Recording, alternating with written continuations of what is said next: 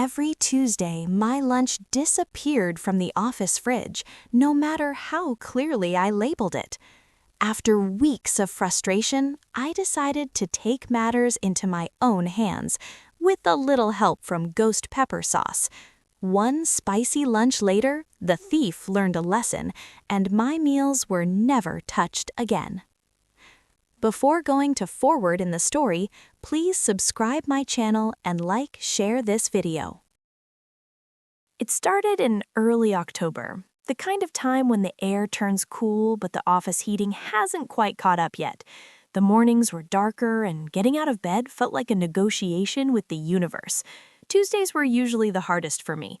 Mondays still had leftover weekend energy. Wednesdays meant you were halfway through. But Tuesdays just sat there, heavy and annoying.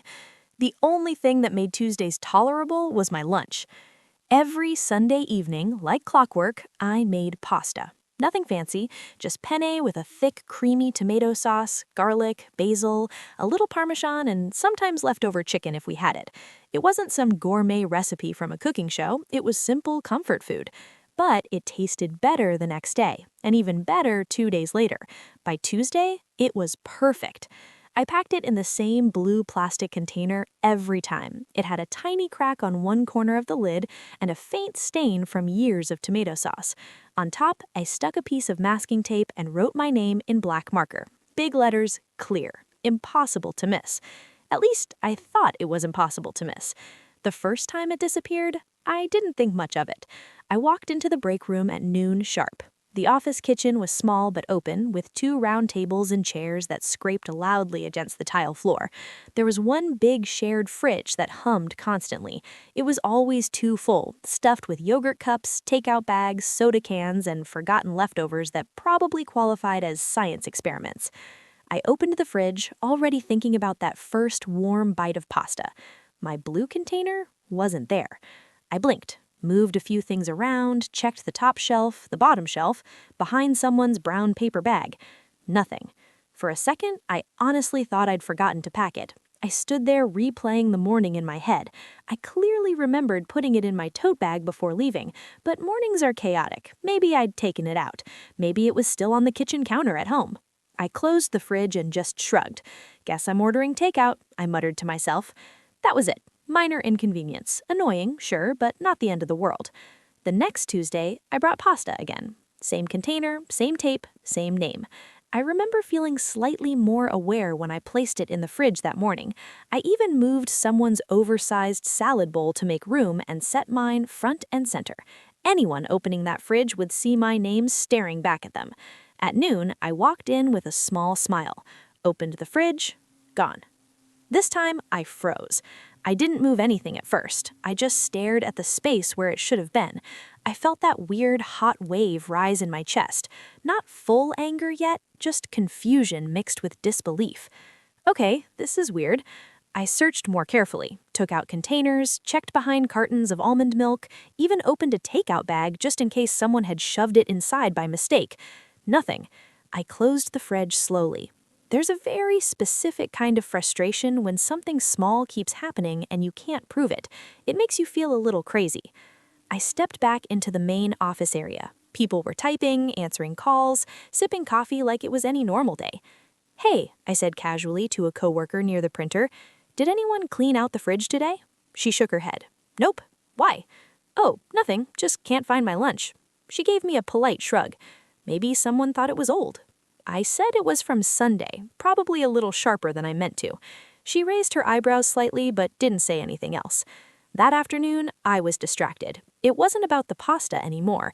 It was about the idea that someone had looked directly at my name and decided it didn't matter. The third Tuesday, I came prepared. I wrote my name even bigger. I underlined it. I added the date. I even took a picture of it sitting in the fridge at 9:07 a.m. I don't know why, maybe to prove to myself that I wasn't imagining things. By noon, I already had a knot in my stomach. I walked into the break room slowly, almost bracing myself. Opened the fridge, empty space again. That was the moment it stopped being confusion and turned into anger. Not loud anger, not yelling, just quiet, steady anger. Someone in this office was stealing my lunch. Not by accident, not once, but repeatedly, and they knew exactly what they were doing. For the next few weeks, it became a pattern. Every Tuesday, I'd bring pasta. Every Tuesday, it would disappear. Sometimes I'd check a little earlier, like 11:45, thinking I might catch someone. Sometimes I'd wait until 12:30. Same result. Gone. I started asking around gently at first. Hey, weird question. Has anyone seen someone accidentally grab the wrong container from the fridge? Shrugs, confused faces, jokes like, man, if someone's stealing lunches, they better not touch mine. Nobody admitted anything. Nobody even seemed suspicious.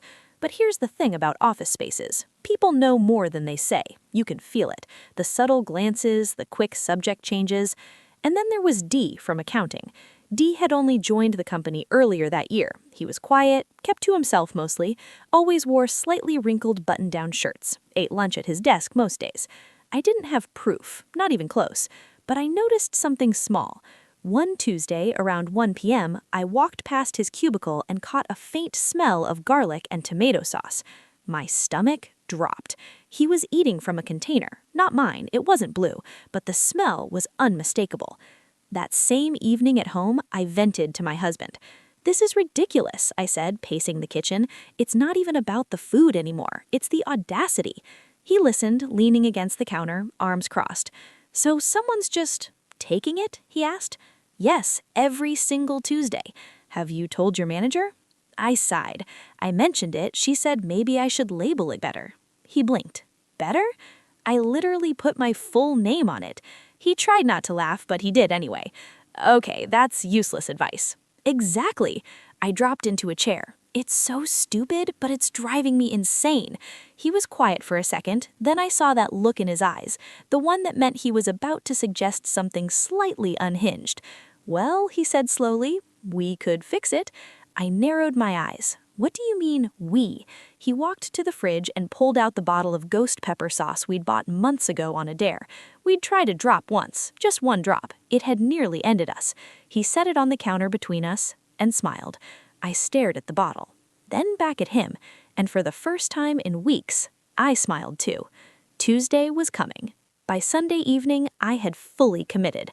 Part of me wondered if I was being dramatic. I mean, it was just pasta. Normal people probably would have just switched to sandwiches or started keeping their lunch in a cooler bag at their desk. But this wasn't really about the food anymore. It was about someone thinking they could just take from me over and over without consequences. And honestly, I was tired of feeling helpless about it. So that night, I made the pasta exactly the same way I always did. I boiled the penne just slightly firm, sautéed garlic in olive oil, added crushed tomatoes, cream, salt, pepper, basil, a little Parmesan, and sometimes leftover chicken if we had it. It wasn't some gourmet recipe from a cooking show, it was simple comfort food. But it tasted better the next day, and even better 2 days later. By Tuesday, it was perfect. I packed it in the same blue plastic container every time. It had a tiny crack on one corner of the lid and a faint stain from years of tomato sauce.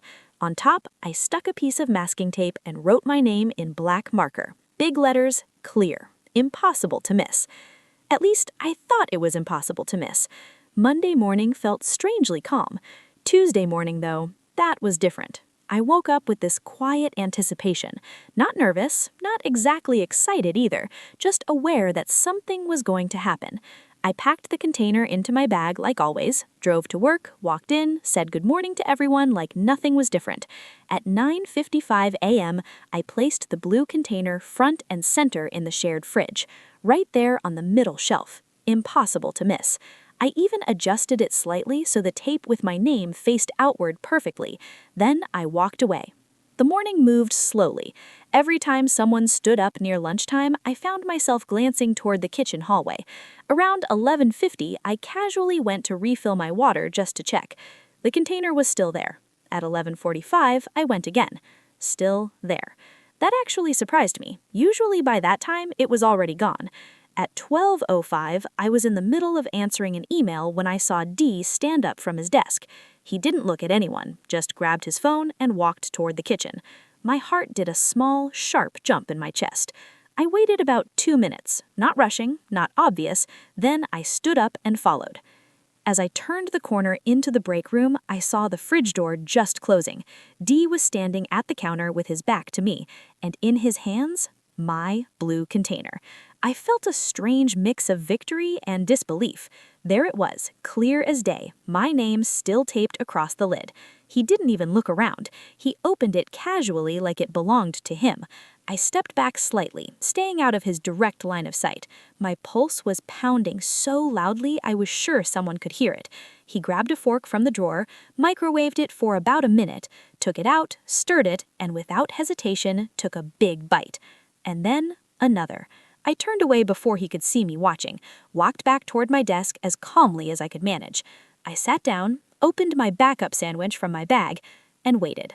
About 3 minutes passed, then 5, then a sound. Not loud first, just a sharp cough in the break room, then another, then a chair scraping hard against tile.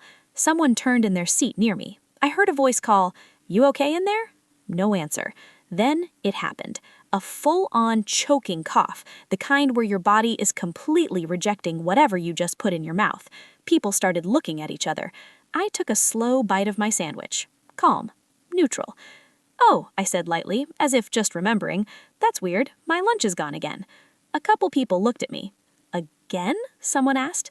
"Yeah," I said with a small sigh.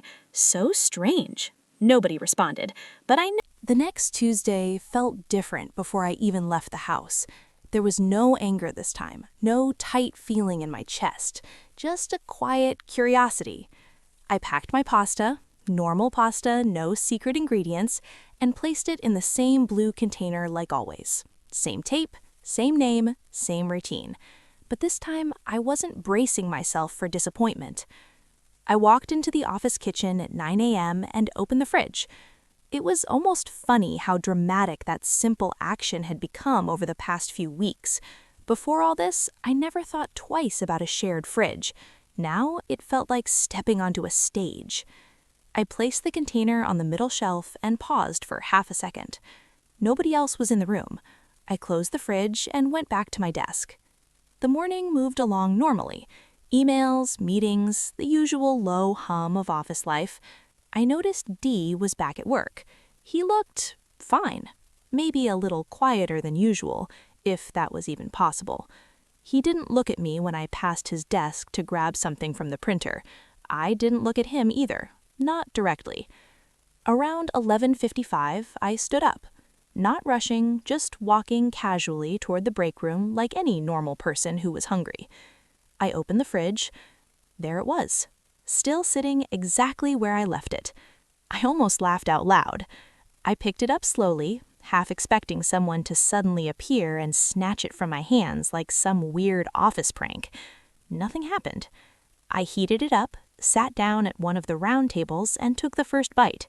It tasted amazing, not just because it was good pasta, but because it was mine. No one coughed, no one gasped, no one sprinted for the sink. Just a normal Tuesday lunch. But here's the thing about offices. Nothing really disappears quietly. Stories float around even when no one officially talks about them. By Wednesday afternoon, I started noticing little things. 2 coworkers whispering near the coffee machine, a glance in my direction, a half-suppressed smile.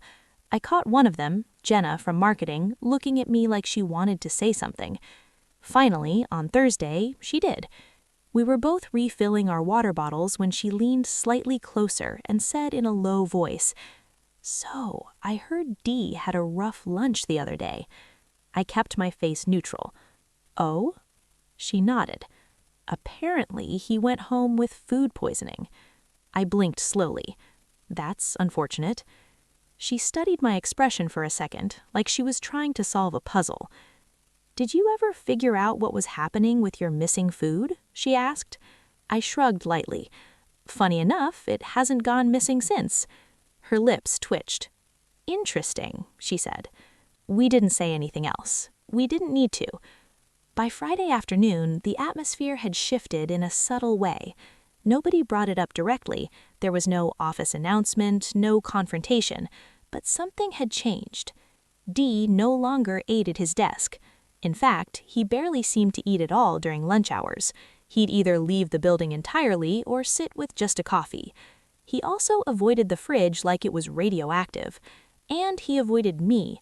If we happened to cross paths in the hallway, he'd suddenly become very interested in his phone, or a ceiling tile, or literally anything else.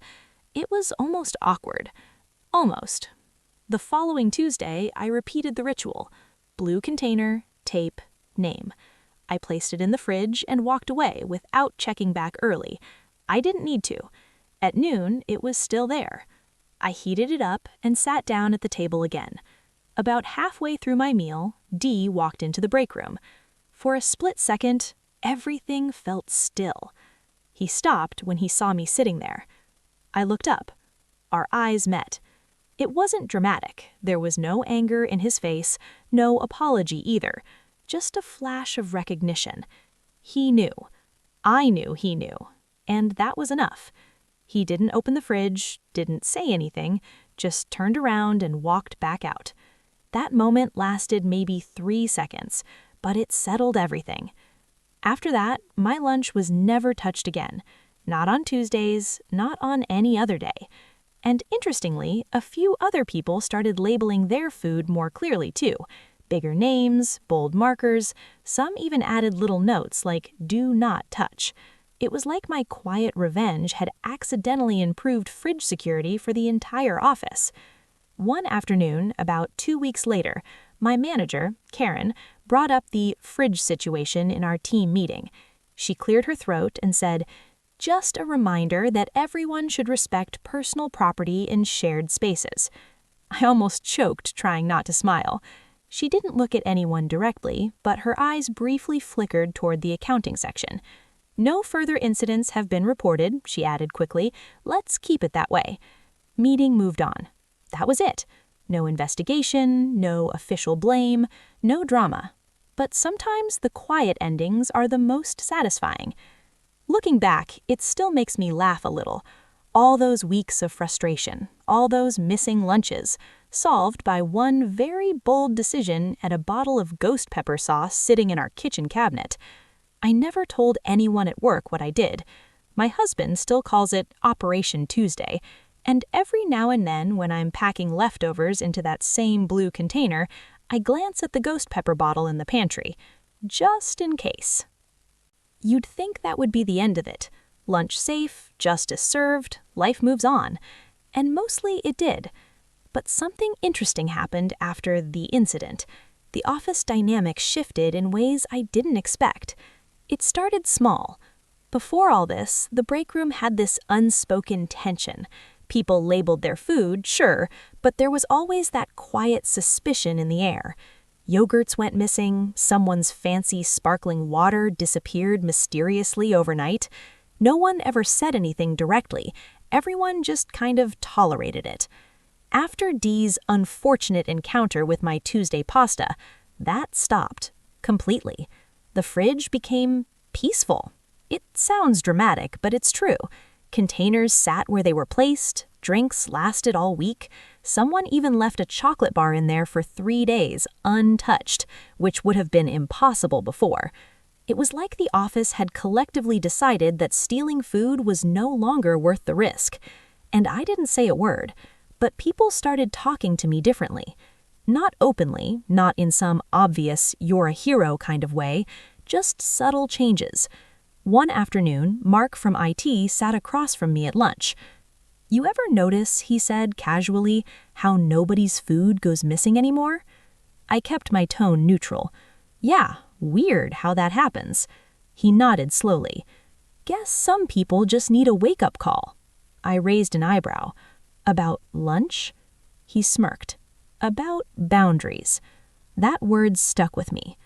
Boundaries. That's what it had really been about. Not pasta, not ghost pepper sauce. Boundaries. Someone had crossed mine repeatedly. I'd quietly drawn a line, and when they crossed it again, they paid for it. Simple. But here's where things got slightly more complicated. About a month later, I walked into the break room when Dee was already there. He was alone, pouring coffee. Normally, I would have just ignored him, but for some reason that day felt different. Maybe enough time had passed. Maybe I was just tired of the weird, silent tension. I stepped inside and opened the fridge. My lunch was there, safe as always. As I stood up straight, he spoke. Not loudly, not aggressively, just quietly. "That pasta you make smells really good." I froze for half a second, then turned around slowly. He wasn't looking at me directly, just stirring his coffee. "Thanks," I said evenly. Silence hung there for a moment. Then he added, "I shouldn't have taken it." There it was. Not dramatic, not a big apology speech, just a simple sentence. I studied him for a second. He looked embarrassed, not angry, not defensive, just uncomfortable. "I figured," I replied. He nodded slightly. "I was going through some stuff," he said, still not meeting my eyes. "Money's been tight. I skipped groceries a few times. The first time I grabbed it, I told myself it was just once." I didn't interrupt. "Then it became easy," he continued. "You brought the same thing every week. No one ever said anything." "And then?" I asked. He gave a small, humorless laugh. "And then I learned a lesson." We both knew exactly what he meant. I leaned back against the counter. "You could have just asked," I said. He finally looked at me. There was something honest in his expression, not manipulative, just tired. "Yeah," he said quietly. For a moment, I didn't know what to say. Part of me still felt that old anger, weeks of frustration, feeling disrespected, doubted. But another part of me saw something different now. He wasn't some cartoon villain sneaking around for fun. He was a guy who made a bad choice, then repeated it because he thought he could get away with it. And then he didn't. He said, "I wasn't trying to hurt you. I just didn't think you'd notice." I almost laughed at that. "I noticed," I said. A faint smile tugged at the corner of his mouth. "Yeah, I figured that out." The microwave beeped behind me. I took out my container and closed the door. "For what it's worth," he added, "I won't touch anything that isn't mine again." "I believe you," I said. And I did.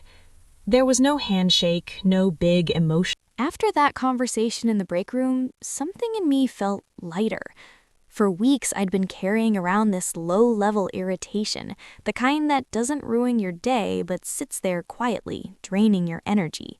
Every Tuesday had felt like a small battle.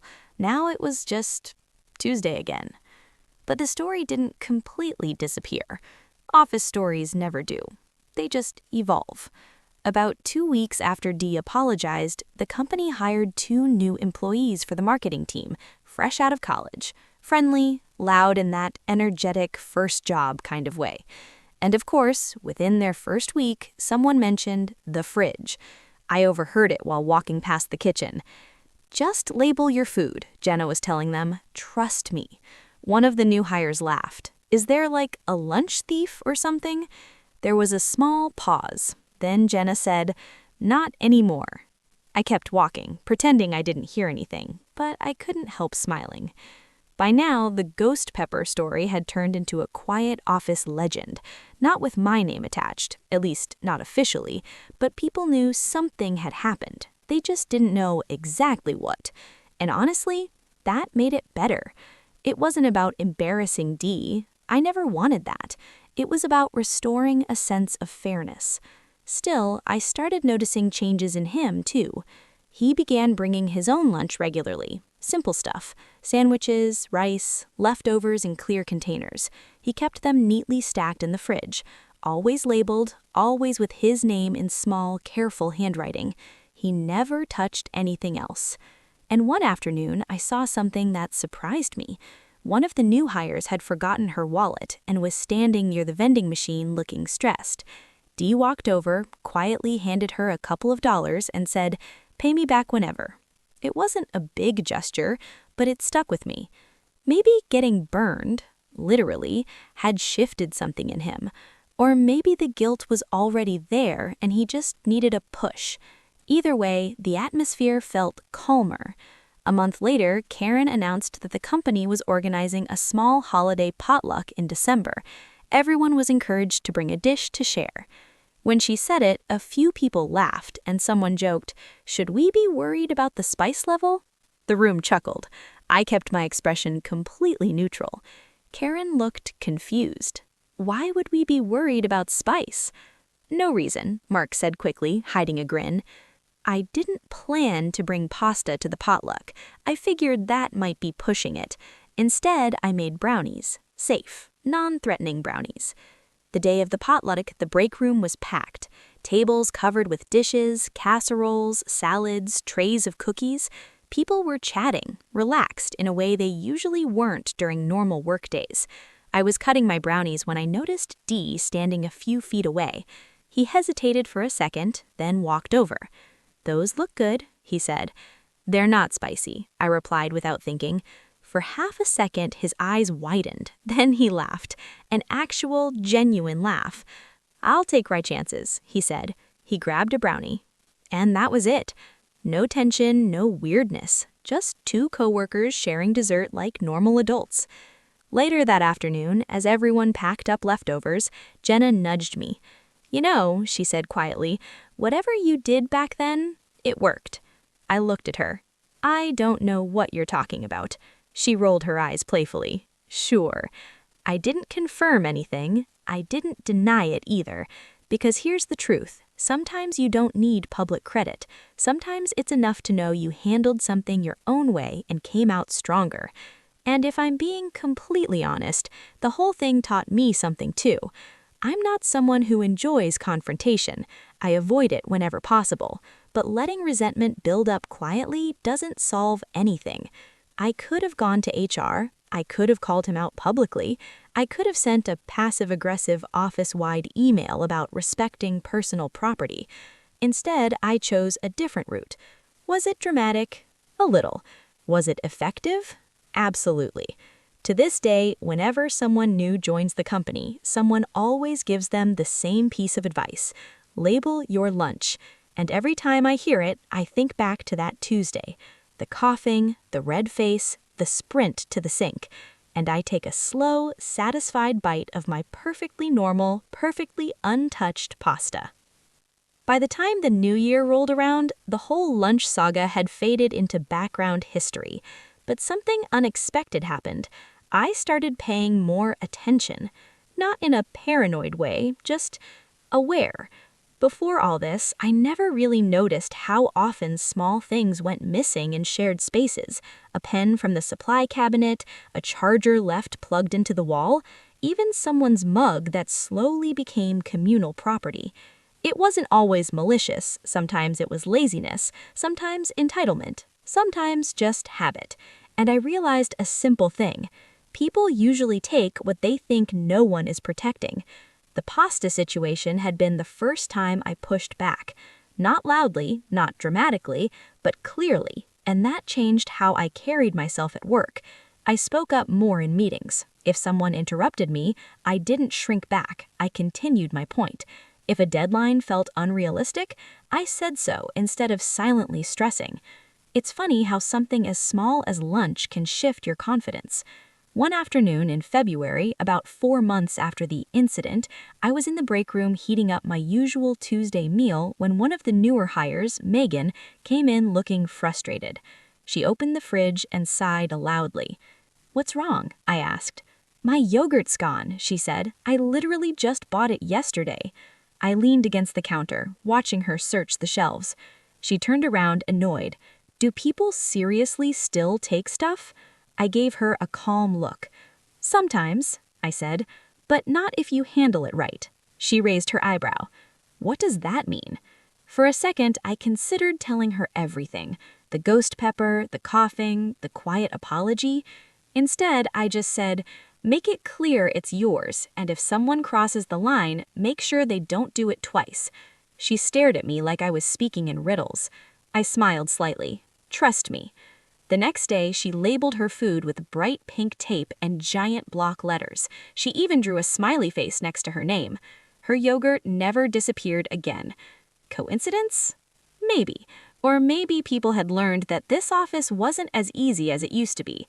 Meanwhile, D kept his distance, but in a normal way, not awkward, just respectful. We occasionally worked on projects that overlapped accounting and operations. Emails were professional, conversations short and polite. Once, during a team discussion, he actually backed me up when I pushed back on a budget estimate. "She's right," he said firmly. "The numbers don't support that timeline." I glanced at him, surprised. He didn't look at me, just focused on the spreadsheet in front of him. But I noticed, and I appreciated it. It felt like an unspoken balance had settled between us. No grudges, no resentment, just mutual understanding. A few months later, the company organized a team-building workshop, one of those sessions where you sit in a circle and talk about trust, communication, and accountability. Normally, I'd roll my eyes at stuff like that, but during one exercise, the facilitator asked us to share a time when we learned an important lesson at work. People gave predictable answers. Missing a deadline taught me time management. A miscommunication with a client taught me clarity. When it was D's turn, he hesitated. Then he said, "I learned that small bad choices become big ones if you repeat them." The room was quiet. He didn't elaborate. He didn't look at anyone in particular, but I felt it, and for the first time I realized something else. The ghost pepper wasn't just revenge, it was a turning point, not just for me, for him too. After the workshop, as we were packing up, he walked past me and said quietly, "Thanks." Just that. I nodded once. "You're welcome." And that was the final chapter of it. No more tension, no more weirdness, just a shared understanding that boundaries matter, and once you cross them, there are consequences. Now, every Tuesday still looks the same. Blue container, masking tape, my name in black marker. But when I open the fridge at lunch and see it sitting there untouched, it feels like more than just lunch. It feels like proof that sometimes you don't need to shout to be heard. Sometimes you just need one very bold moment. And maybe a little ghost pepper sauce. If you had walked into our office a year later, you would never have guessed that a stolen lunch once caused so much quiet drama. Everything looked normal. The fridge was still slightly overstuffed. The microwave still made that rattling noise when it ran longer than 2 minutes. Someone still forgot to throw out expired salad dressing every few weeks. But the vibe was different. There was this unspoken rule now: respect what isn't yours. And strangely enough, that rule seemed to spread beyond the fridge. People returned borrowed pens faster. Shared documents were updated more carefully. Even meeting times were respected more than before. I'm not saying my pasta changed the entire company culture, but I do think moments like that ripple outward. One random Tuesday afternoon, I stayed late to finish a report. Around 6:30 p.m., most of the office was empty. The lights felt harsher when the space was quiet. I walked into the kitchen to grab some water and saw something that made me pause. On the counter was a blue container. Not mine, but similar. For half a second, I felt that old reflex, that flash of suspicion. Then I noticed the name on the tape, D. I opened the fridge out of habit and saw my container sitting safely on the middle shelf, untouched as always. I don't know why, but I stood there for a moment just looking at both containers. A year ago, this would have been a battle. Now it was just two coworkers with similar taste in storage containers. I smiled to myself and went back to my desk. A few weeks later, something unexpected happened. I forgot my lunch. For the first time in months, I left it sitting on the kitchen counter at home. I didn't realize until noon, when I opened the fridge at work and saw nothing with my name on it. I just stood there and laughed quietly. Of course, the one Tuesday I don't bring pasta. I considered ordering food, but I was trying to save money, so I grabbed my wallet and headed toward the elevator to walk to the small cafe down the street. As I stepped out into the hallway, I heard someone call my name. It was D. He was holding a container. "My wife packed extra today," he said, a little awkwardly. "If you want some." I blinked. For a split second, my brain replayed everything. The missing lunches, the coughing, the apology. Now here he was, offering me food. I looked at the container. Rice and grilled chicken. Simple. Homemade. "You sure?" I asked. Yeah, he nodded. It's mild, I promise. I laughed. Okay, I said. Thank you. We sat at one of the small tables in the break room, not in silence, not in tension, just eating. Funny, he said after a minute. A year ago, this would have been very different. Very, I agreed. He shook his head slightly. I still can't believe I did that. I shrugged. People do dumb things when they think no one's watching. He nodded. Yeah, turns out someone was. We both smiled at that. And that's when I fully realized something. This whole situation could have gone badly. He could have gotten defensive, angry, embarrassed enough to start rumors. I could have escalated it, made it a public issue, created sides in the office. Instead, it ended up being weirdly constructive. Not because of the spice, but because after the consequence came the conversation. That part mattered just as much. When lunch was over, I handed back the empty container. Tell your wife it was good, I said. I will, he replied. And as he walked away, I felt something settle completely. No loose ends, no unfinished tension, just a story that had fully run its course. Later that afternoon, Jenna passed by my desk and said, "Did I just see you eating with Dee?" "Yeah," I said, casually. She raised her eyebrows. "Wow, character development." I laughed. "People grow." She nodded. "Still, I'm never touching your food." "Smart choice," I said. And honestly, that blue container has never looked more peaceful sitting in that fridge. Not because it's protected by fear, but because respect finally replaced temptation.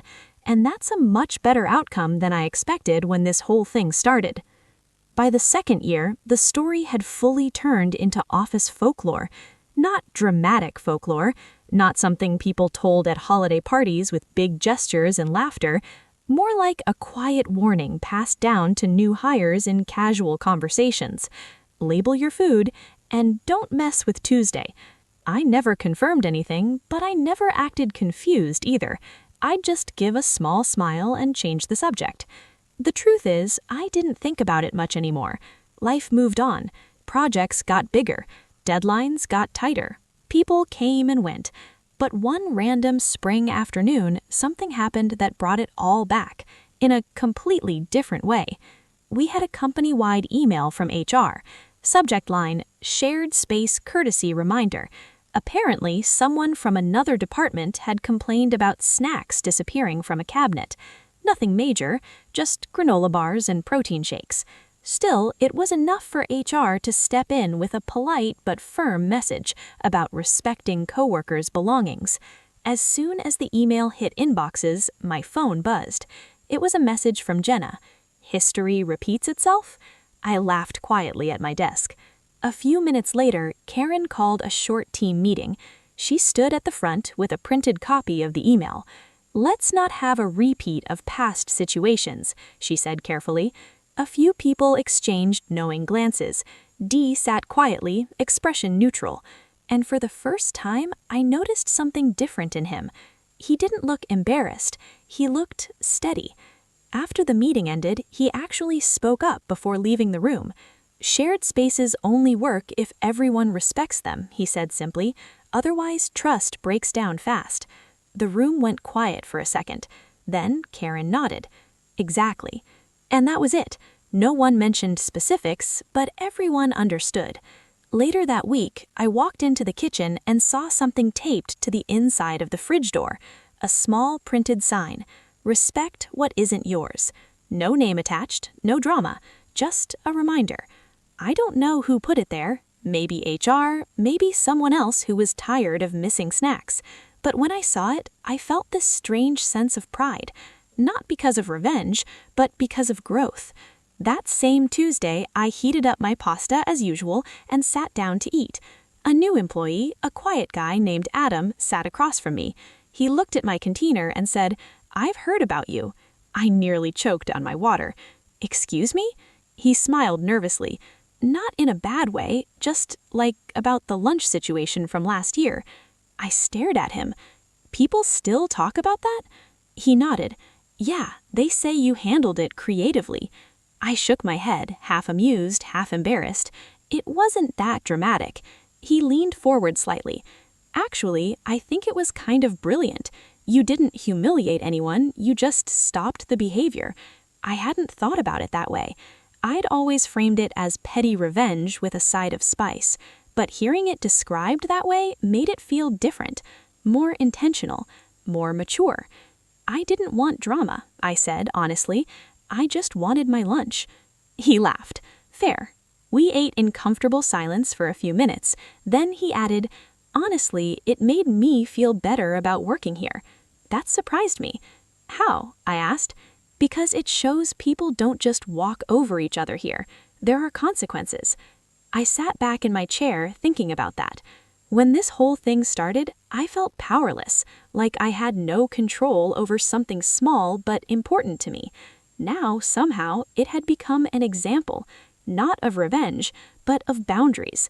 That evening, when I got home, I told my husband about it. They're still talking about the pasta? He laughed. Apparently I'm some kind of office legend. He grinned. You are, the ghost pepper guardian. I rolled my eyes. Please never call me that again. But secretly, it felt good. Not because someone suffered, not because I won, but because I stood up for myself in a way that didn't explode into chaos. And maybe that's the real ending to the story. Not the coughing, not the red face, not even the apology. The real ending is that the office learned something, and so did I. Sometimes protecting your peace starts with something small, like a blue container, and sometimes that small stand changes more than you expect. Time has a funny way of turning real-life moments into symbols. At some point, the pasta stopped being just food. It became routine, stability, a small act of care I gave myself every week. Sunday nights still meant cooking a big batch, Tuesday mornings still meant packing the blue container, but now the ritual felt calm, solid. One Tuesday morning, almost 2 years after the first missing lunch, I stood in the kitchen at home stirring the sauce and realized something. If the theft had never happened, I probably would have forgotten most of those Tuesdays. They would have blended together like any other workday. Instead, that small conflict forced me to pay attention to my boundaries, to my reactions, to the people around me. Later that week, we got surprising news at the office. D had accepted a job offer at another company. It wasn't dramatic. He didn't gather everyone for a big farewell speech, just a simple email thanking the team and saying he was moving on for better opportunities. When I read it, I felt something unexpected. Not satisfaction, not relief, just a quiet reflection. On his last day, there was a small goodbye gathering in the break room. Cupcakes from a local bakery, coffee in paper cups, the usual polite well wishes. I almost skipped it, but I didn't. When I walked in, he was standing near the counter talking to Karen. He looked nervous but hopeful, like someone stepping into a new chapter. Eventually, he made his way over to me. "Hey," he said. "Hey, guess this is it." "Looks like it." There was a short pause. "I wanted to say," he continued, lowering his voice slightly, "that what happened back then, I'm actually grateful for it." I blinked. "Grateful?" He nodded. It was embarrassing, not going to lie, but I needed that reality check. I was cutting corners in more places than just lunch. I didn't respond right away. He went on. That whole situation forced me to look at how I was handling stress, money, pride, all of it. I studied his face. He meant it. "I'm glad you figured it out," I said honestly. He smiled. "Me too." Then he added with the faintest hint of humor, "And for the record, I will never underestimate homemade pasta again." I laughed. We shook hands, and that was it. No bitterness, no awkwardness, just closure. After he left, the office felt slightly different. Not worse, just changed. People move on, stories shift, new dynamics form. But every Tuesday, when I opened that blue container just where I left it, I felt a quiet reminder of everything that had unfolded. Not because I won, but because I handled something small in a way that aligned with who I wanted to be. Firm, creative, calm under pressure, even if that pressure involved ghost peppers. A few weeks after Dee left, one of the newer hires accidentally grabbed someone else's drink from the fridge. It was a genuine mistake. They apologized immediately and replaced it the next day. And instead of suspicion or tension, everyone just laughed it off. Because now the culture was different. People paid attention. People owned up to things. And maybe that's the real impact of the whole story. Not the spice, not the coughing, not even the apology, but the shift. One small boundary, clearly enforced, quietly reshaped how people treated each other. And every time I twist open that blue lid on a Tuesday afternoon, I think about how something so simple turned into a lesson I'll probably carry far beyond that office kitchen. By the time the third year rolled around, the story of the stolen pasta had fully transformed in my own mind. It wasn't about revenge anymore. It wasn't even really about lunch. It had become a lesson in boundaries, awareness, and the quiet power of handling conflict your own way. Some mornings, I'd glance at the fridge and see my blue container sitting neatly on the middle shelf, labeled clearly, untouched, and I'd smile. Not because I had won, but because I had maintained control over something important to me, my peace, my routine, my little corner of order in a messy world. Occasionally, new employees would hear the story, or at least the legend. Someone would say, "Label your lunch, seriously," and they'd give me a sly look, half smile, as if daring me to say more. I never did. The story told itself. A few glances were all it took. Dee's departure changed the office dynamics in subtle but lasting ways. People began respecting each other's personal property more, not out of fear, but out of awareness. A missing snack here and there no longer carried the same mystery or tension. People asked before borrowing. People returned things. Even the shared fridge had a sense of calm that it had never had before. Sometimes I'd catch myself thinking about how differently things could have gone. HR complaints, team-wide emails, confrontations, public shame, the worst-case scenarios that kept me up during those early Tuesdays. Instead, it ended quietly. One bold action, one spicy deterrent, and then understanding, conversation, apology, and ultimately, change. I realized something else over time. This incident had taught me about patience and strategy, about the difference between immediate satisfaction and long-term solutions, about standing up for yourself in ways that matter without creating unnecessary drama. And it had become a story worth remembering, not to boast, but to remind myself and others that some things, even small things like a Tuesday lunch, deserve respect. That boundaries, when enforced calmly and cleverly, can transform a tense situation into one that strengthens character and relationships. Some people think revenge has to be loud and public, but sometimes the quiet, subtle kind is the most effective, and maybe even transformative. Every Tuesday, as I stir my pasta, open that familiar blue lid, and take that first perfect bite, I think about how one small, consistent action changed not just my lunches, but the way an office thought about trust, respect, and personal space. No words are needed, no confrontations, just presence, awareness, and occasionally a little bit of ghost pepper sauce. And that, ultimately, is the ending. Not flashy, not dramatic, but perfectly satisfying. Tuesdays, pasta, and boundaries, forever intact.